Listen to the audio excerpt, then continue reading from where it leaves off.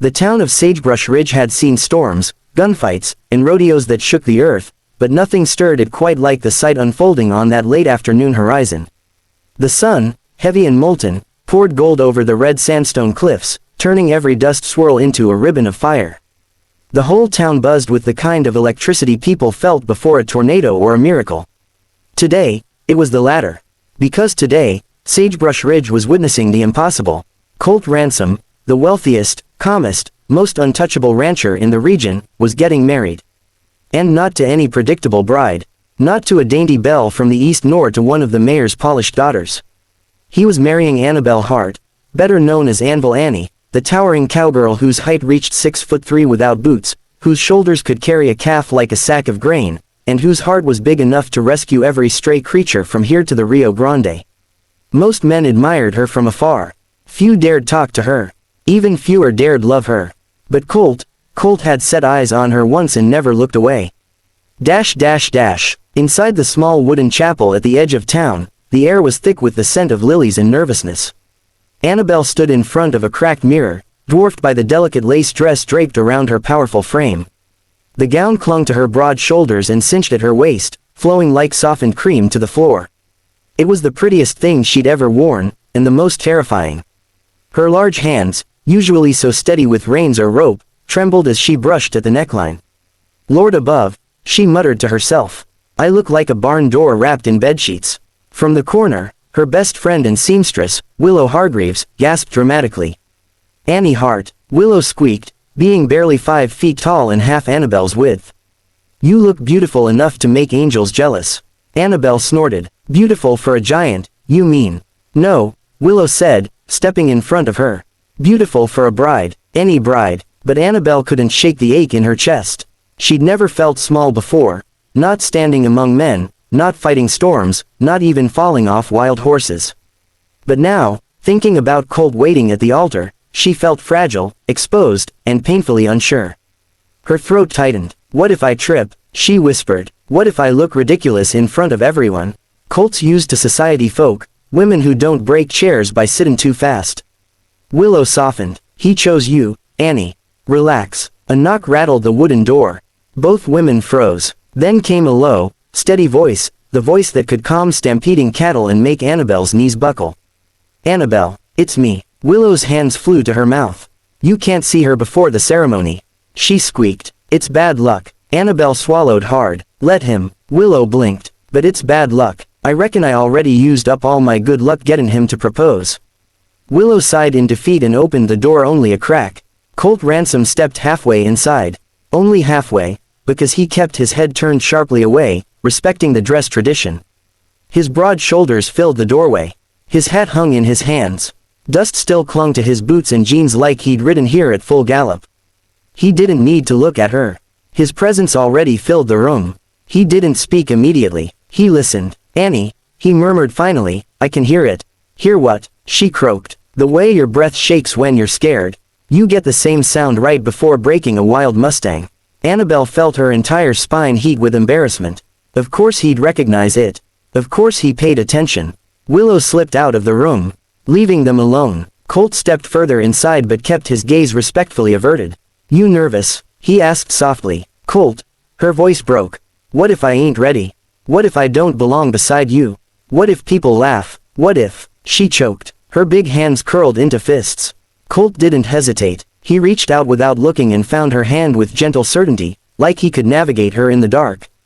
Come here, Annie, he said. She stepped closer, heart pounding, breath unsteady. He lifted her hand up between them.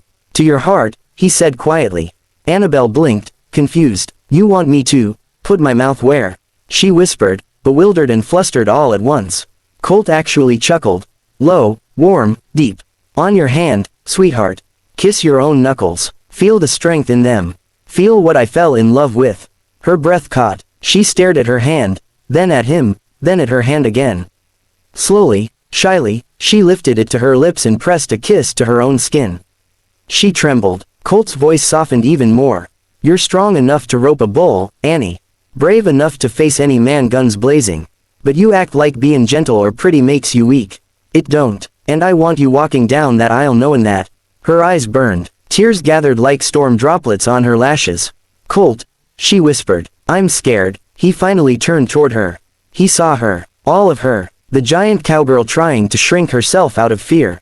The woman who'd been laughed at, judged, underestimated all her life. And the bride he'd chosen with absolute conviction. Colt reached out, cupped her jaw with one hand, and pulled her slowly, carefully, against his chest. "You're the only woman I've ever wanted," he murmured into her hair. "The only one I ever will." Annabelle felt something inside her break open and bloom, something warm, soft, and completely overwhelming. For once in her life, towering over someone didn't feel awkward. Standing in Colt's arms, she felt safe. She felt small in the best way. A moment later, the chapel bells began to ring. The world outside stirred with excitement. But inside that tiny room, Annabelle Hart's heart thundered louder than any bell. And Colt Ransom held onto her like she was the most precious thing in the West. The chapel doors creaked open like the gates of a slow-moving dawn. Every guest, cowboys, ranch wives, blacksmiths, deputies, even the mayor with his too white mustache, swiveled to stare. A hush fell, because Annabelle Hart stepped into the doorway. She didn't glide, she didn't float, she stood, tall, powerful, breathtaking, her white dress stretching over her broad shoulders as if God himself had tailored it for her. The sunlight behind her cast a golden halo around her towering silhouette. Some men swallowed hard, some whispered, some looked away in awe. It wasn't her size that stunned them, it was her presence. Like a mighty tree that refused to bow to the wind. But Annabelle didn't see any of them. Her eyes, already shimmering with nerves and hope and something like fear, searched only for Colt. And there he was, standing at the altar in a black suit that fit like it was molded to him, hat off, hands clasped in disciplined stillness.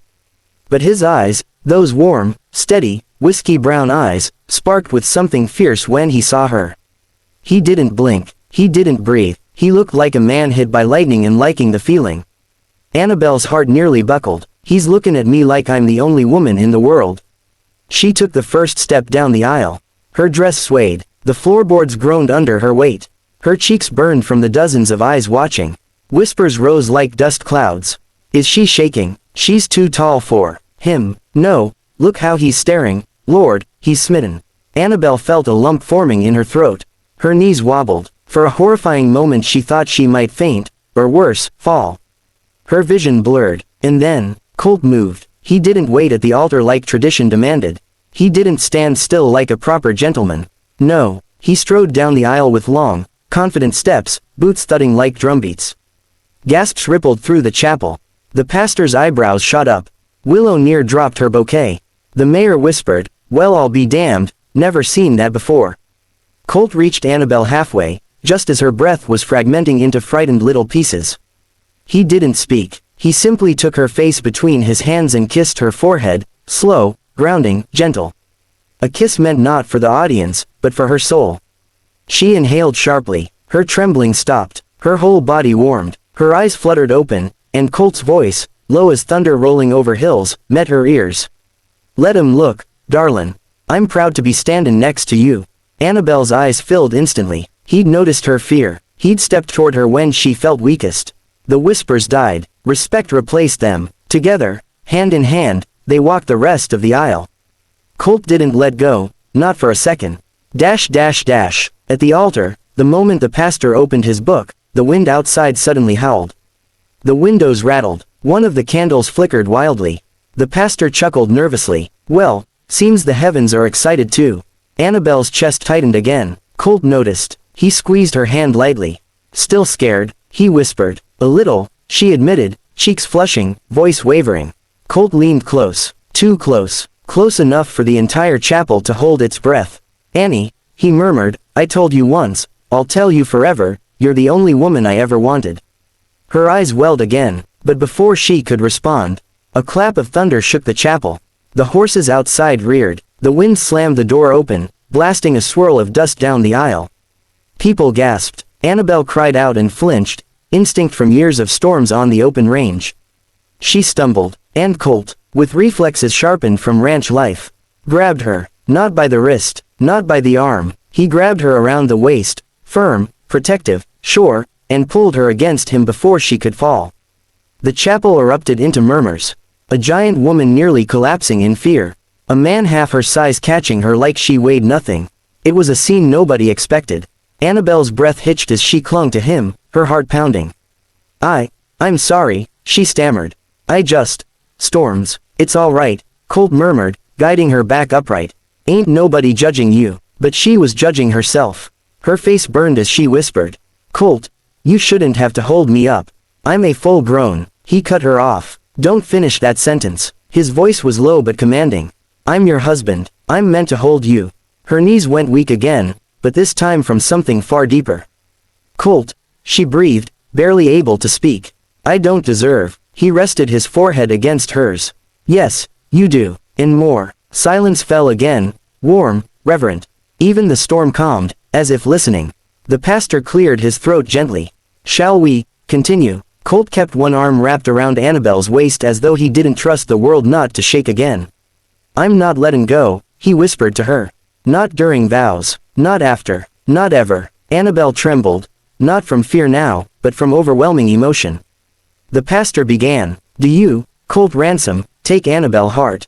I do, Colt said instantly, voice strong as steel. Annabelle gasped softly at the speed of his answer. The pastor smiled. And do you, Annabelle Hart, take Colt? I do, she whispered, but the whisper carried the force of a mountain shifting. Colt exhaled shakily. She'd never heard him sound so vulnerable.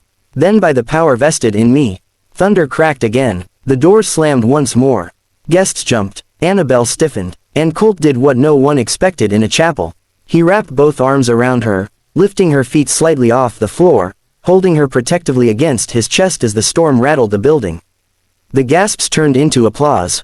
The whispers into warmth. And the pastor declared, you may kiss your bride. Colt didn't wait even a heartbeat. He lowered her gently, held her jaw, looked up into her stormy eyes, and said, Annie, you're safe, with me. Then he kissed her, deep, warm, and full of promise.